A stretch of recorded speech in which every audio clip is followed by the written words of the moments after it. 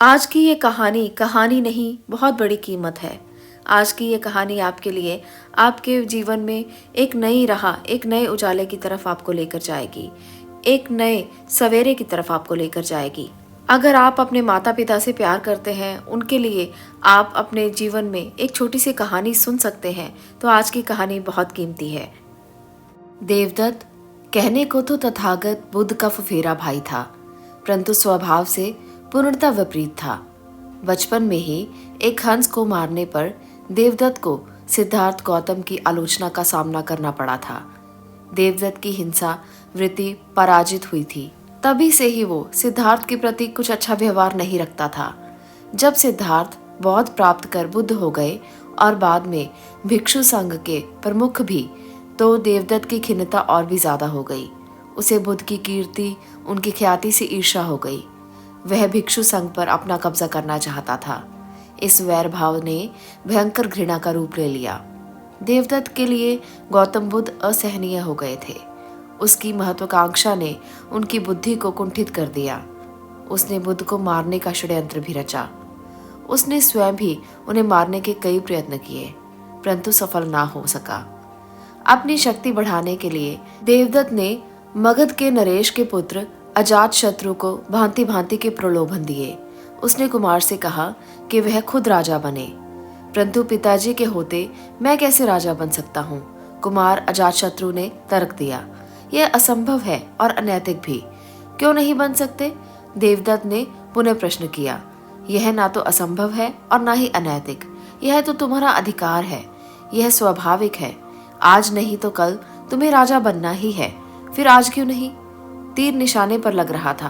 अजात शत्रु के हृदय से राजा बनने की इच्छा पैदा हो रही थी। अजात शत्रु ने कहा, मगध नरेश तो वैसे भी अब वृद्ध हो चले हैं। इससे पूर्व कि राजगद्दी का कोई और दावेदार पैदा हो जाए, तुम्हें अपना अधिकार प्राप्त कर लेना चाहिए। कल का भरोसा मूर्ख करते हैं। परंतु मैं क्या करूं? मगध नरेश को अपने रास्ते से हटा दो। अजात शत्रु एक बार तो कांप गया, परंतु राजसत्ता के मद से उसमें दुस्साहस भर दिया। देवदत्त ने गर्म लोहे पर वार किया। उसने कुमार को उनके जन्म की पृष्ठभूमि और अजातशत्रु होने का अर्थ समझाया। देवदत्त ने कहा, यह तो पहले से निश्चित है अजातशत्रु। तुम्हारा नाम ही अजातशत्रु क्यों रखा गया? क्योंकि तुम जन्म से ही पूर्व ही शत्रु मान लिए गए, और जब शत्रु हो तो फिर शत्रु सा ही व्यवहार करो। इस प्रकार देवदत्त ने अजातशत्रु को मानसिक रूप से तैयार किया। अब अजातशत्रु के मन में ये बात पक्की हो गई कि उसके पिता बिंबिसार एक राजा हैं और वह इस राज्य का अधिकारी है। इस प्रकार देवदत्त के बहकावे में आकर एक दिन वो सत्य में अपने पिता की हत्या करने पहुंच गया, परंतु उसे रंगे हाथों पकड़ लिया गया। मुझे क्यों मारना चाहते हो पुत्र? तुम्हें क्या चाहिए? मगध नरेश बिंबिसार ने अजातशत्रु से पूछा। मुझे राज सिंहासन चाहिए, मैं राजा बनना चाहता हूँ, अजातशत्रु ने बिना शर्म से कहा। ये तो तुम्हारा अधिकार है। वैसे ही मुझसे कह दिया होता, मैं तुम्हें स्वयं ही इस विषय में कुछ न कुछ विचार करके बता देता। यह सब तुम्हारा है पुत्र। यह कहते हुए बिंबिसार ने अजातशत्रु के सिर पर राजमुकुट रख दिया। अपराध के लिए दंड के स्थान पर पुरस्कार, ये था पिता का हृदय। किंतु अजातशत्रु के नेत्रों पर तो अज्ञान की पट्टी बन चुकी थी। कुछ नहीं समझ में आया। बधाई हो मगधराज। देवदत्त ने अजातशत्रु को बधाई दी और साथ ही भविष्य के लिए सचेत भी कर दिया। अब तुम्हारी राह और दुष्कर हो गई है। वो कैसे? अजातशत्रु ने पूछा। वह ऐसे कि तुमने खुद देखा कि महाराज ने कोई प्रतिरोध नहीं किया। उन्होंने तो जैसे थाली में सजाकर तुम्हें राजपद परोस दिया। यह इतना आसान होता है?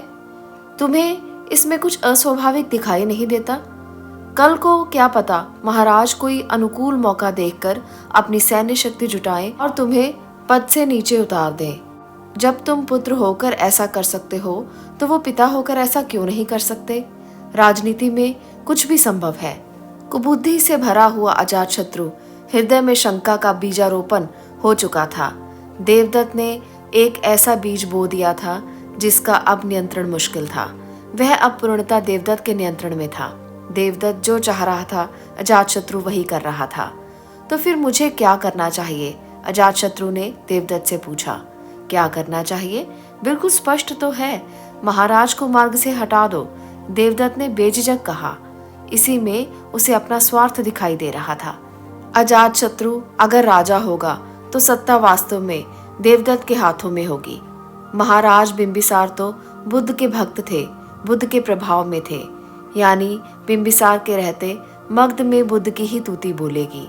उनके परिदृश्य से अदृश्य हो जाने पर वह बुद्ध से अपना प्रतिशोध ले सकेगा। फिर भिक्षु संघ पर भी देवदत्त का ही कब्जा होगा। अपनी कामयाबी पर मन ही मन प्रसन्न हो रहा था देवदत्त। अजातशत्रु की आंखों में उसे अपनी सफलता स्पष्ट दिखाई दे रही थी। उसकी सोच गलत भी नहीं थी, क्योंकि अगले ही दिन अजातशत्रु ने अपने पिता बिंबिसार को कारावास में डाल दिया। उनका भोजन पानी बंद करवा दिया ताकि वे भूख प्यास से तड़प कर दम तोड़ दें। परंतु जब पर्याप्त वक्त बीत जाने पर अपने पिता बिंबिसार के मरने का समाचार अजातशत्रु को नहीं मिला तो उसे कुछ संशय हुआ, अचरज भी हुआ। उसके लिए ये रहस्य था। ये रहस्य दिया था उसकी माँ रानी कौशल देवी की अद्भुत सूझबूझ ने। वास्तव में जब अजातशत्रु ने अपने पिता मगध नरेश बिंबिसार को कारावास में डाल दिया था तो उसने उनके किसी के भी मिलने पर बंदिश लगा दी थी। लेकिन रानी कौशल देवी पर यह रोक ना थी। उन्हें अपने पति से मिलने की अनुमति थी। स्वाभाविक था, रानी इस घटना से बेहद दुखी थी। वे तो इस बात से क्षुब्ध भी थी कि उन्होंने अजातशत्रु जैसे पुत्र को जन्म ही क्यों दिया।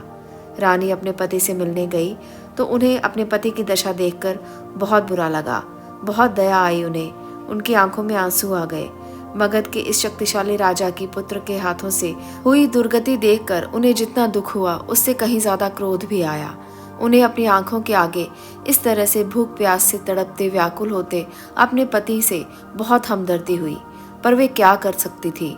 उन्होंने इसी प्रश्न का विचार किया और उपाय उनके हाथ लग गया। अब वे हर दिन कारागार जाती और पति के लिए अपनी कमर पर भोजन बांधकर ले जाती। अजातशत्रु को पता चला तो उसने उस पर भी रोक लगा दी। अब रानी की तलाशी लेकर उन्हें कारागार जाने दिया जाता। रानी दुखी हो गई और उस दुख में से एक मार्ग और निकल आया। अब वे खाना अपने जूड़े में छिपाकर ले जाने लगी, परंतु यह भी कुछ ही दिन चल पाया। संशयग्रस्त अजातशत्रु ने इस युक्ति को भी पकड़ लिया। अब रानी के जूड़ा बांधकर कारागार में प्रवेश करने पर मनाही हो गई। जहां चाह होती है वहीं राह होती है। रानी ने एक और युक्ति सोच ली। अब वे अपने पति से मिलने जाती तो उससे पूर्व सुगंधित जल से स्नान करती और अपने शरीर पर शहद, मक्खन और घी का लेप कर लेती। बिंबिसार उसका शरीर चाटकर अपना पोषण प्राप्त करते। परंतु सावधान अजातशत्रु ने इस चतुरता को भी पकड़ लिया। उसने रानी का कारागार में जाना ही बंद करवा दिया। अजातशत्रु को इससे भी चैन न पड़ा। वह संजोग पर कुछ भी नहीं छोड़ना चाहता था। वो कोई खतरा नहीं उठाना चाहता था। अब उसका धैर्य भी जवाब दे रहा था। एक दिन उसने अपने नाई को बुलवाया। नाई को उसने आदेश दिया कि वह बिंबिसार के तलवे काट दे और उनमें नमक और तेल भरकर उन्हें आग में तपाए। नाई ने उक्त आदेश का पालन किया। बेचारे बिंबिसार ने तड़प तड़प कर दम तोड़ दिया। दंत कथाओं में यह भी वर्णन मिलता है कि जिस दिन बिंबिसार की मौत हुई उसी दिन अजातशत्रु के यहाँ एक पुत्र ने जन्म लिया। इन दोनों ही घटनाओं की सूचना उसे एक साथ मिली। उसे 2 पत्र मिले, जिसमें से एक में उसके पुत्र के जन्म की सूचना थी और दूसरे में उसके पिता की मृत्यु की सूचना। पहले अजातशत्रु ने जो पत्र खोला उसमें पुत्र के जन्म की सूचना थी और वो प्रसन्नता से झूम उठा। उसके हृदय में कोमल पितृभाव जाग उठा। यह अनुभव उसके लिए अद्भुत था। यह भाव उसके लिए नवीन था, अद्वितीय था। क्या यही होता है पिता होने का मतलब? अद्भुत।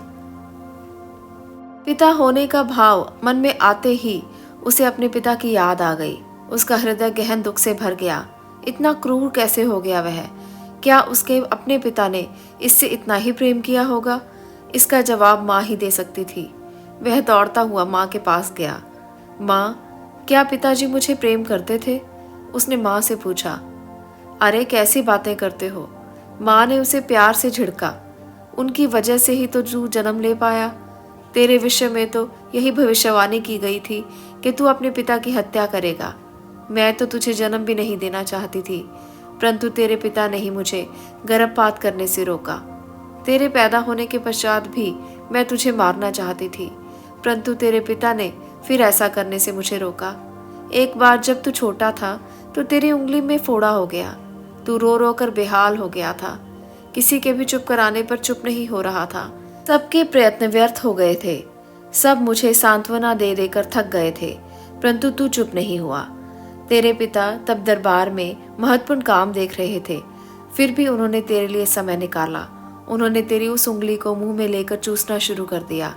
फोड़ा उनके मुंह में ही फट गया, सारा रक्त, सारा मवाद। तब जाकर तुझे आराम मिला और तू सो गया। क्या सोचता है तू? क्यों किया उन्होंने ये सब? यह प्रेम नहीं था? क्या था फिर ये? माँ की बात सुनकर अजातशत्रु बेचैन हो उठा। उसे स्वयं पर शर्मिंदगी हुई। इतना क्रूर क्यों हो गया वो? इतना क्रूर कैसे हो गया वो? पिताजी, उसके मुंह से अचानक निकला और वो रो पड़ा। अरे कोई जाओ और जाकर उन्हें आज़ाद करा दो इस कारागार से। अजातशत्रु ने भरा स्वर में चिल्लाया। तभी उसने दूसरा पत्र खोला। महाराज बिंबिसार को मगध राज अजातशत्रु के आदेश पर मौत के घाट उतारा जा चुका था। पत्र पढ़कर वो सन्न रह गया। उसे अत्यंत गलानी हुई, पर अब उसके अलावा हो भी क्या सकता था। पश्चाताप की आग धीरे धीरे परंतु लगातार उसे जलाने लगी। मानसिक संताप और संत्रास ने उसे बेचैन कर दिया। मानसिक अशांति ने उसे घेर लिया। उसका चैन छिन गया। उसे खुद पर जितनी गलानी हो रही थी, उससे ज्यादा देवदत्त पर क्रोध आ रहा था। देवदत्त के बहकावे में आकर ही तो वह इस कुमार्ग पर चल पड़ा था। उसकी गलती यही थी कि उसने देवदत्त की नीच भावना को नहीं समझा। उसकी मीठी मीठी बातों में आ गया। उसके पिता महाराजा बिंबिसार ने तो चुपचाप उसे राजमुकुट पहना ही दिया था। उन्होंने तो उसे राजा घोषित कर ही दिया था। फिर उसने ऐसा क्यों किया?